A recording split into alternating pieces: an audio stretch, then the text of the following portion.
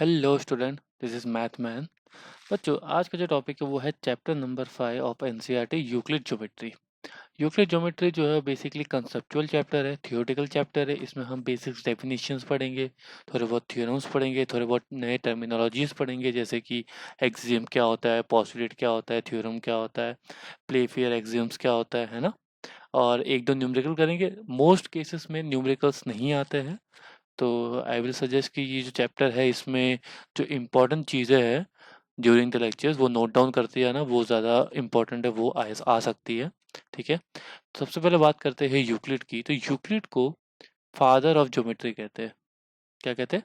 Father of geometry. ठीक है बच्चों, ज्योमेट्री का जो शुरुआत है वो हमारे यूक्लिड सर ने ही करी थी। ठीक है, अब बात करते हैं बेसिक टर्म्स की। ठीक है, बेसिक टर्म्स की बात करें तो यूक्लिड ने कुछ बेसिक टर्म्स दिए थे। सब उसमें से जो सबसे पहला टर्म था वो था पॉइंट। क्या है? पॉइंट, है ना। पॉइंट का मतलब क्या होता है? Simple, a fine dot form by a sharp pencil. ठीक है, a fine dot form by a sharp pencil, या फिर a fine dot form by a pen. Simple, है ना। ये जो डॉट है इसको हम लोग कहते हैं पॉइंट, जिसके पास ना लेंथ होता है, ना ब्रेथ होता है, और ना ही हाइट होती है। ठीक है, सिंपल सी डेफिनेशन है, a fine dot form by a fine pen, या फिर अ फाइन पेंसिल। ठीक है, आई होप नोट डाउन कर रहे हो, साथ में नोट डाउन करते रहना बच्चों। सेकंड बात करें, सेकंड है लाइन। लाइन क्या है? बेसिकली लाइन है कलेक्शन ऑफ पॉइंट। ठीक है, कलेक्शन ऑफ पॉइंट कह सकते हैं, which has only a length, which is having only a length. एक इस तरीके का एक कलेक्शन ऑफ पॉइंट है। इसको आप बहुत ज़्यादा अगर पॉइंट्स को करोगे तो ये कुछ ऐसी स्ट्रेट लाइन जाएगी। ठीक है, तो बस इसको हम लोग क्या कहेंगे, ये इन्फिनेटली मूव करने वाली लाइन चीज़ को हम लोग कहते हैं स्ट्रेट लाइन। ठीक है, अब बात करते हैं प्लेन की। किसकी? प्लेन। थर्ड पॉइंट है प्लेन। प्लेन का मतलब क्या है? It is a surface, it is a surface that having length and breadth with zero thickness. It is a surface that having a length and a breadth with zero thickness. ठीक है, उसको हम लोग क्या कहेंगे? प्लेन। अच्छा, अब इसमें समझने वाली चीज क्या है? देखो, प्लेन जो है, अगर मैं दो प्लेन को अगर मैं मिलाऊंगा तो ऑलवेज एक लाइन क्रिएट होती है। कैसे? जैसे कि ये मैंने एक प्लेन बनाया। ठीक है, अब मैंने क्या किया, एक और प्लेन बना दिया।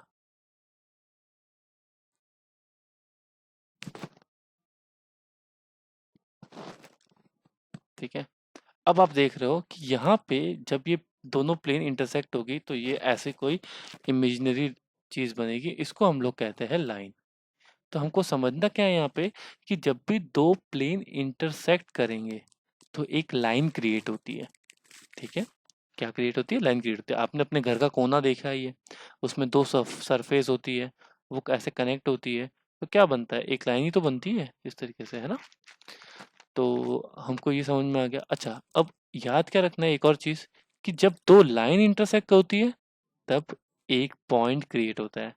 ठीक है, दो लाइंस के इंटरसेक्ट होने से क्या होता है? एक पॉइंट क्रिएट होता है, और एक पॉइंट से हम लोग इनफाइनाइट लाइन भी पास करा सकते हैं। जैसे कि ये थोड़ा सा पास नहीं हुआ, बट कोई बात नहीं।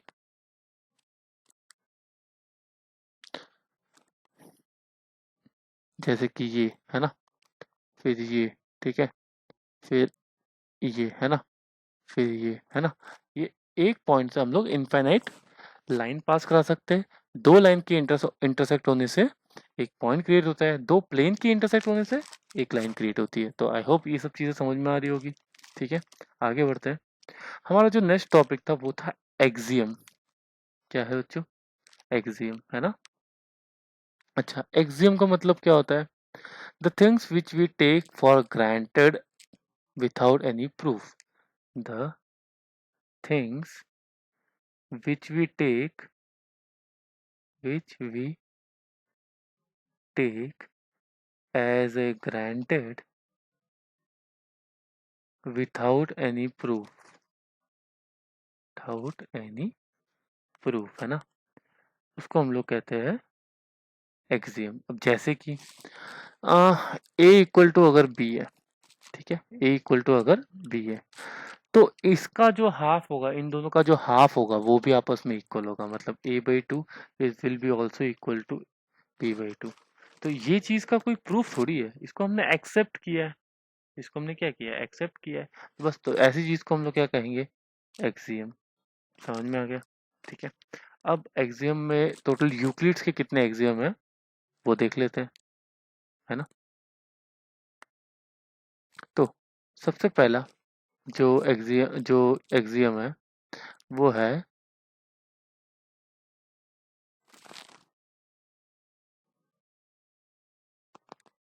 टू थिंग्स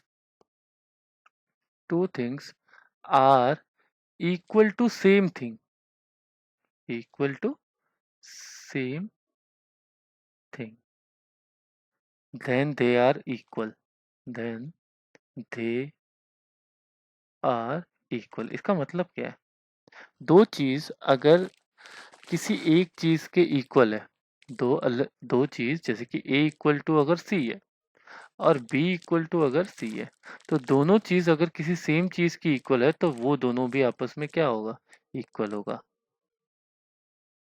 समझ में आ रहा होगा, है ना। a इक्वल टू अगर c है और b इक्वल टू अगर c है तो a इक्वल टू b होगा। आई होप समझ में आ गया होगा। Second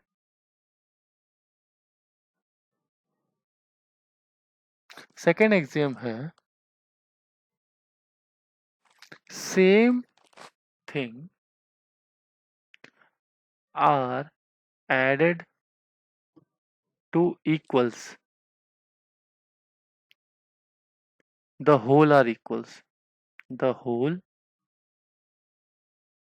are equal. अब इसका मतलब क्या है, जैसे कि अगर a इक्वल टू बी है और इन दोनों में अगर सेम चीज ऐड करा दूं, a plus C B plus C, है ना, तो जो पूरा होगा ये भी आपस में इक्वल होगा, a प्लस सी और b प्लस सी भी आपस में इक्वल होगा। तो ऑफ कोर्स होगा ही, है ना। जैसे कि अगर मैं बोलूँ 3 = 3 तो दोनों में दो दो ऐड करा दो तो 5 = 5 ही तो होगा। सिंपल है ना। यही सेम लॉजिक जो है वो थर्ड में यूज होता है कि same things are are subtracted from equals, they are equal, they are equal, ठीक है। जैसे a इक्वल टू बी है, तो इक्वल चीज जैसे कि जिसको हम ले रहे हैं सी, अगर वो दोनों में सब्ट्रैक्ट करेंगे तो भी वो क्या होगा, इक्वल ही होगा, है ना। जैसे कि 5 = 5 है, तो दोनों में से 3 3 माइनस करो तो 2 = 2 होगा। कोई दिक्कत थोड़ी है, सिंपल है ना। नेक्स्ट फोर्थ फोर्थ बोलता है कि the whole the whole is always greater than the part, the whole is always greater than the part, ठीक है। इसका मतलब क्या है, जैसे कि अगर मैं बोलूँ 5 = 3 + 2 है, तो 3 और 2 ये दोनों इसके पार्ट है, क्या है, पार्ट है। और 5 जो है वो कंप्लीट होल है, तो 5 is greater than 2 जो कि है, डेफिनेटली है। अगर a इक्वल टू मैं लिख रहा हूँ b प्लस सी, तो a is greater than b and a is greater than c, ये होगा ऑलवेज। सिंपल है ना।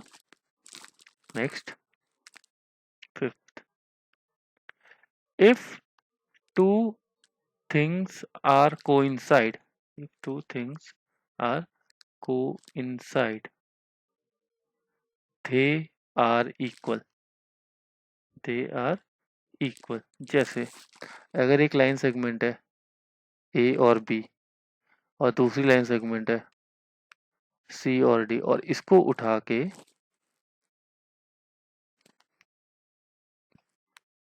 उठा के मैं अगर यहाँ रख दूं और ये अगर कोइंसाइड हो जाते हैं, और अगर ये कोइंसाइड हो जाते हैं ना, एक दूसरे को एग्जैक्टली कोइंसाइड कर देते हैं, तो इसका मतलब उनकी लेंथ आपस में क्या है, इक्वल है। बस सिंपल। जैसे कि अगर ये 5 सेंटीमीटर है, ये 5 सेंटीमीटर है, तो ये दोनों आपस में कोइंसाइड हो ही जाएंगे। बस इतना याद रखो, है ना। नेक्स्ट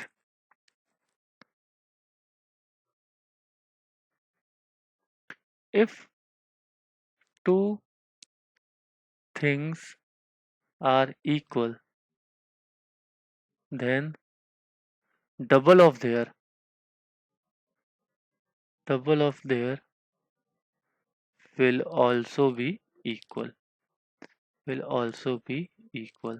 अब इसका मतलब क्या है? जैसे कि a इक्वल टू बी है तो इन दोनों का डबल जो होगा 2a और 2b वो भी आपस में इक्वल होगा। बहुत सिंपल लॉजिक है। ठीक है, last, if two two things are equal then their half are also then their half are also equal। ठीक है, इसका मतलब क्या है बच्चों? a इक्वल टू अगर b है तो a/2 is also equal to b/2। ठीक है, आई होप समझ में आया होगा एक्सिम्स। अब बात करते हैं पॉइंट की, वो है postulate.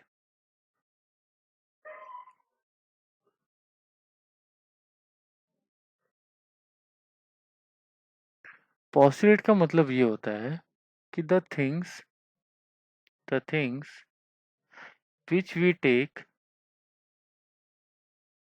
granted in geometry, granted in geometry मतलब एक तरीके से कह सकते हैं कि एक प्रकार का एक्सियम है जो ज्योमेट्री के टर्मिनोलॉजीज के लिए वैलिड है। ठीक है, सबसे पहला जो आता है वो आता है for any two point,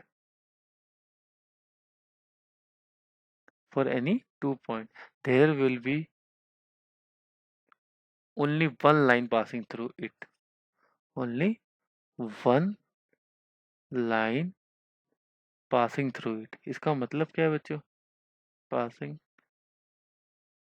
through it, इसका मतलब क्या है कि अगर दो पॉइंट है यहाँ पे और यहाँ पे तो इनमें से जो लाइन जाएगी, ठीक है, वो एक ही यूनिक लाइन होगी। क्या होगी? एक ही लाइन होगी जो इन दो दो पॉइंट से पास करेगी। ठीक है, सेकंड सेकंड जो पॉस्टुलेट है वो है a terminated line, a terminated line can be extend infinitely. और ये बात सही भी है ना, कि अगर दो पॉइंट है, यहाँ पे ए है, यहाँ पे बी है, ठीक है, तो इनको आप इनफाइनाइटली एक्सटेंड कर सकते हो। टर्मिनेटेड का मतलब क्या होता है बच्चों? जिसकी लेंथ फिक्स है, तो ए बी की लेंथ फिक्स कर दी, अब उसको तुम स्ट्रेच कर सकते हो तो वो इनफिनिटली मूव करेगी ना, कोई दिक्कत थोड़ी है ना। For any centre and a radius we have a circle, मतलब अगर हमारे पास कोई फिक्स सेंटर है, ठीक है, और रेडियस है, तो हम एक सर्कल उसके लिए ड्रॉ कर सकते हैं कुछ इस तरीके से। ठीक है, तो एक सेंटर होना चाहिए और एक रेडियस होना चाहिए सर्कल ड्रॉ करने के लिए, सिंपल। ठीक है, fourth, all right angles are equal, all right angles are equal. इसका मतलब क्या होता है? इसका मतलब ये होता है कि जो राइट एंगल होते हैं वो आपस में इक्वल होते हैं। अब जैसे कि ये मैंने दो लाइन को परपेंडिकुलर ड्रॉ किया तो ये 90 डिग्री होगा। अब ये ट्राइंगल में भी अगर मैं ड्रॉ करूं तो भी जो राइट एंगल होगा वो 90 डिग्री ही होगा, चाहे भले वो लाइन से बने या फिर ऐसे ट्राइंगल से बने या कोई किसी भी तरीके से बने, वो ऑलवेज क्या होगा? 90 डिग्री, मतलब वो आपस में इक्वल ही होंगे। ठीक है, नेक्स्ट, ये है सबसे इम्पोर्टेंट जिसको हम लोग कहते हैं फिफ्थ पॉस्टुलेट। फिफ्थ पॉस्टुलेट, ये डायरेक्ट एग्जाम में आ जाता है कि एक्सप्लेन फिफ्थ पॉस्टुलेट। ठीक है, यूक्लिड फिफ्थ पोस्टुलेट। देखो बच्चों, इसमें इतना कुछ है नहीं समझने लायक, बस थोड़ा सा सोचना है। ये क्या कहता है? ये कहता है कि इफ, चलो मैं लिख देते हैं, if a straight line falling on two straight line on two straight line and the sum of interior angle and the sum of interior angle if less than 180 degree is less than 180 degree. Most of cases में लोग क्या बोलते हैं इसकी जगह पे? Two right angle. वो ये वर्ड भी यूज करते हैं, बट बात एक ही है, टू राइट एंगल मतलब 90 90 180। ठीक है, कभी कभी कोई 180 भी यूज कर सकता है, वो आपकी चॉइस है। बट ये कह रहा है कि if a straight line falling on two straight line and the sum of interior angle is less than two right angle or 180 degree, then the two straight line will meet straight line will meet infinitely। ठीक है, आई hope समझ में तो आ गया होगा। अब देखो क्या है, ये एक स्ट्रेट लाइन है। अगर ये स्ट्रेट लाइन किसी भी दो स्ट्रेट लाइन पे फॉल किया, ठीक है, इस तरीके से ये स्ट्रेट लाइन ने इन दोनों पे फॉल किया, और अगर इनका जो इंटीरियर एंगल है, ये वाला एंगल ए और ये वाला एंगल बी, और अगर इनका सम ए प्लस बी लेस देन 180 हुआ, तो ये ऑलवेज इन्फिनिटली में जाके कहीं ना कहीं जाके तो मिलेगा ही। ठीक है, आप इसको अगर एक्सटेंड करोगे तो ये कहीं ना कहीं जाके इंटरसेक्ट करेगा। ठीक है, अब आप सोच रहे होंगे कि ज्यादा हुआ तो, ज्यादा होगा तो भी मिलेगा, बिकॉज जैसे कि ये वाला एंगल और ये वाला एंगल ले लो, इसको ले लो नाम सी, इसका नाम ले लो डी, तो डेफिनेटली ये यहाँ से नहीं मिलेगा कभी भी। इसको आप पीछे की तरफ एक्सटेंड कर रहे हो तो ये मिलेगा ही ना। ठीक है, तो अगर ज्यादा हुआ तो भी मीट करेगा, कम हुआ तो भी मीट करेगा, लेकिन अगर इक्वल हुआ तो मीट कभी नहीं करेगा। ठीक है, तो वैसी लाइंस को हम लोग कहते हैं पैरेलल लाइंस। ठीक है बच्चों,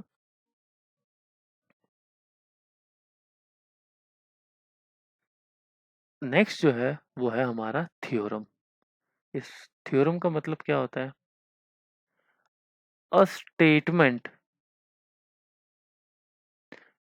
विच states true with the help of axiom and postulate। जिन जिन थ्योरम को हम लोग एक्सियम और पोस्टुलेट की हेल्प से, है ना, ट्रू प्रूव कर सकते हैं, जिस स्टेटमेंट को हम लोग ट्रू प्रूव कर सकते हैं उसको हम लोग क्या कहेंगे? थ्योरम। जैसे कि a sum of all angles of triangle is 180 degree, तो ये स्टेटमेंट ट्रू है, बिकॉज हमको पता है और हमें इसका प्रूफ भी आता है। ठीक है, आगे कराऊंगा मैं बिल्कुल, है ना। तो sum of all angles of triangles is 180 degree, ये ट्रू है और ये थ्योरम है। ठीक है, तो इस चैप्टर में 3 थ्योरम है। ठीक है, थ्योरम नंबर 1। ठीक है, थ्योरम नंबर 1 जो है वो कह रहा है कि if two different lines are parallel to same line, if two different line are parallel to same line, then they are parallel to they are parallel to each other। ठीक है, जैसे कि ये है लाइन M, ये है line N और ये है लाइन L। ठीक है, M जो है वो L से पैरेलल है और N जो है वो भी L से पैरेलल है। हमको प्रूव करना है कि M और N आपस में पैरेलल होंगे। ठीक है, देखो कैसे करते हैं। सबसे पहले हम लोग एक काम करते हैं, मान लेते हैं कि m is not parallel to m is not parallel to n। तो डेफिनेटली अगर ये पैरेलल नहीं होगा तो कहीं ना कहीं जाके ये इंटरसेक्ट करेगा। ये लाइन और ये लाइन इंटरसेक्ट करेगी, इतना तो हमको पता है।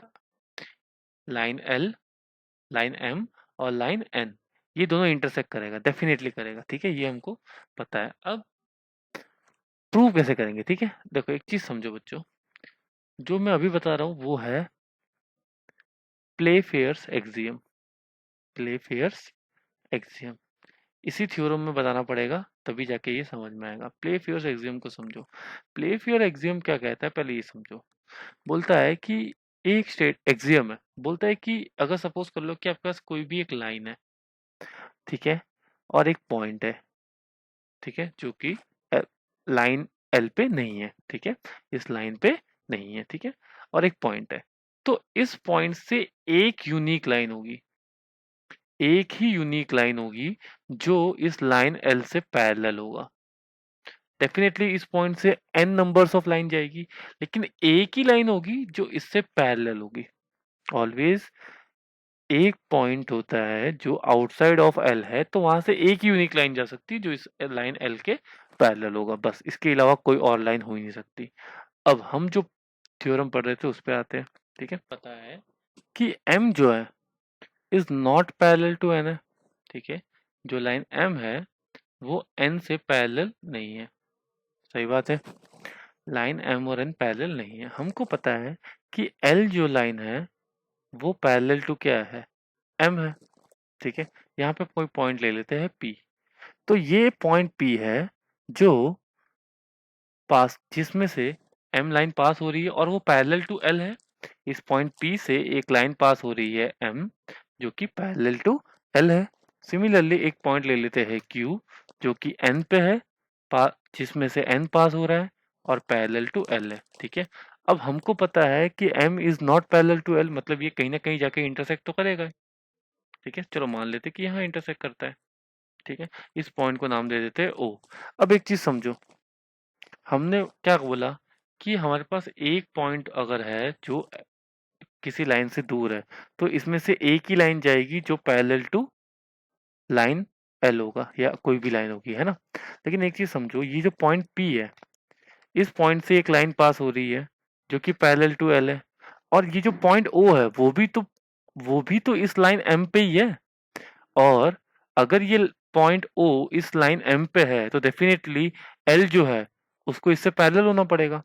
इसका मतलब दो पॉइंट है लाइन पे और दोनों से एक ही लाइन पैरेलल हो रही है। जबकि लॉजिक क्या है कि अगर हमारे पास एक यूनिक पॉइंट होना चाहिए जिसमें से एक ही लाइन जो है वो पैरेलल पास होगी दूसरे से, लेकिन यहाँ पे दो अलग अलग पॉइंट आ रहा है। सिमिलरली क्यू जो है वहां से एक लाइन जा रही है एन जो कि पैरेलल टू एल है, लेकिन ये जो लाइन है ये इंटरसेक्ट कर रही है ओ पे, और ओ जो है वो एन पे भी है, और ओ एन पे है, लेकिन हमको पता है एन जो है वो पैरेलल टू एल है।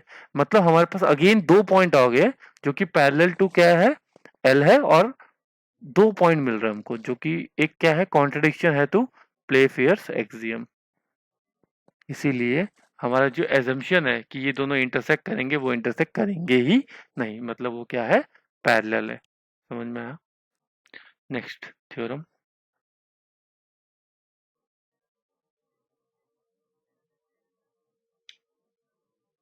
Theorem number 2। थ्योरम नंबर 2 जो है वो है कि if line m is parallel to line n and line L intersect m, then line L will also intersect n। ठीक है, लॉजिक ये है कि m जो है वो पैरेलल टू n है और लाइन L जो है वो m को इंटरसेक्ट कर रहा है। हमको प्रूव करना है L जो है वो n को भी इंटरसेक्ट करेगा। ठीक है, आई होप इतना समझ में आ गया होगा। हमको प्रूव करना है, तो हमने क्या किया, एज्यूम कर लिया कि लाइन L जो है वो पैरेलल टू n है।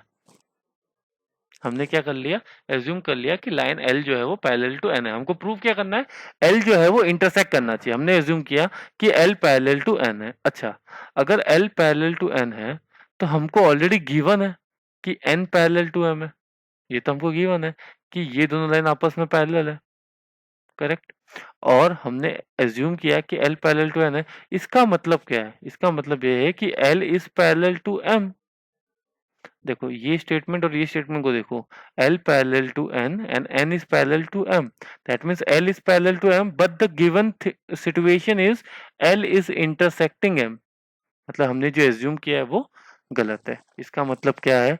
L जो है वो पैरेलल नहीं होगा N से, वो इंटरसेक्ट करेगा N को। ठीक है बच्चों, एग्जाम पॉइंट ऑफ व्यू से ये इतना इंपॉर्टेंट नहीं है, इसीलिए इसको नोट डाउन करने की जरूरत नहीं है, समझ लो। एक फील पता होना चाहिए कि थ्योरम में है क्या। थ्योरम नंबर 3, थ्योरम नंबर 3 क्या बोल रहा है कि